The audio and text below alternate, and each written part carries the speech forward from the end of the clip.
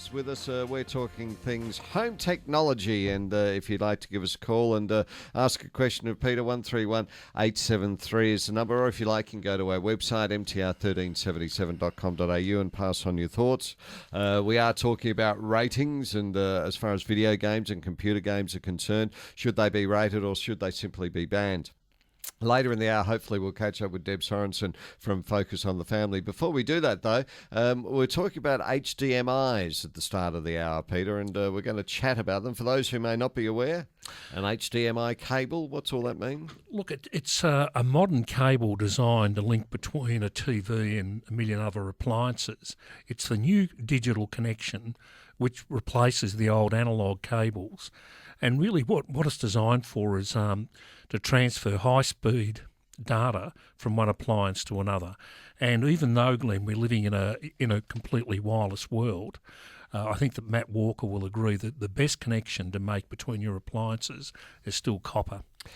Matt Walker is the owner of the Cable Connection. He's on the line. How are you, Matt? I'm great, guys. Thanks for having me on. No, thank you very much for joining us. Now, HDMI cables, are they good cables? Are they bad cables? What should we look out for, I guess? Well, they are a great cable. The best thing about HDMI is it's one cable that does everything that multiple cables used to do. Now, Matt, people think that you can just go out and pay $10 and get a decent HDMI cable, but it's interesting. I don't think you can. I bought a set off the net for about $10 and wired up my TiVo personal video recorder to my plasma, and the colour turned Hollywood, over rich. And then I borrowed one of yours, and the colour went back to being neutral. So, how does that happen? Well, it all comes down to the quality and the construction of the cable. You can go and buy a $10 cable, you can buy a $5 cable, but unless that $5 cable is a good quality cable, you're going to end up with a bad quality signal, as in your experience, Peter. Yeah, look, and the thing I like about your cables is that it's a terrific Australian story, Glenn, because Matt designs all his cables here in Australia.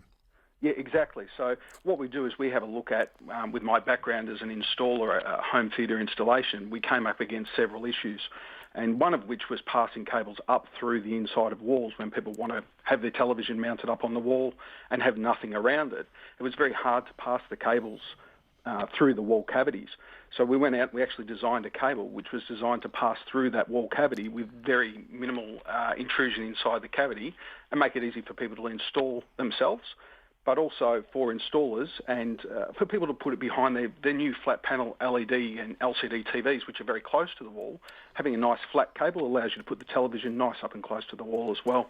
Matt, excuse my ignorance, but I thought a cable was a cable was a cable. What makes one cable different to another cable? Just the quality of what's inside of it. It's the quality of the copper that goes inside it, the thickness of the copper, and with HDMI specifically, the thicker the copper that is inside the cable, the better the signal will pass through that cable from one end to the other. It's interesting, Matt, that some people, when they buy a new TV, are talked into spending $200, $300, Glenn, on a HDMI cable.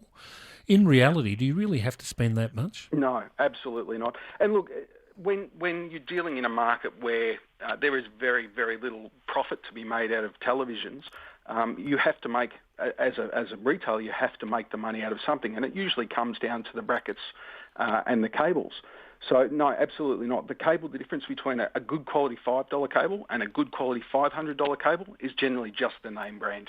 Now, Matt, how many models of HDMI have you got? I take it that the different models would just be different lengths. Yeah, absolutely. I actually have two different ranges in mine. I have it's called my Gold series. It's just my basic introductory level, which starts from $4.95 for a cable and goes right up to $12.95.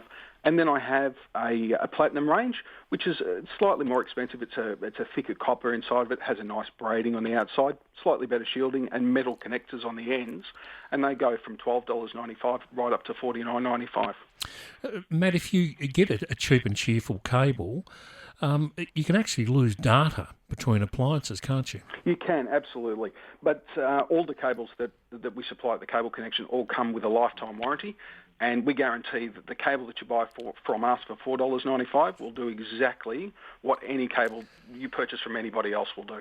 Now, Glenn, next week, Matt has kindly offered some of his Platinum range HDMI cables worth $40 a set to give away next week. So if you want to win one, tune in next week. All right. Thank you very much for that, Matt. Very kind of you. And thanks for your time this afternoon. No, thank you. Take care. Matt Walker there, owner of the Cable Connection, talking about HDMI cables there.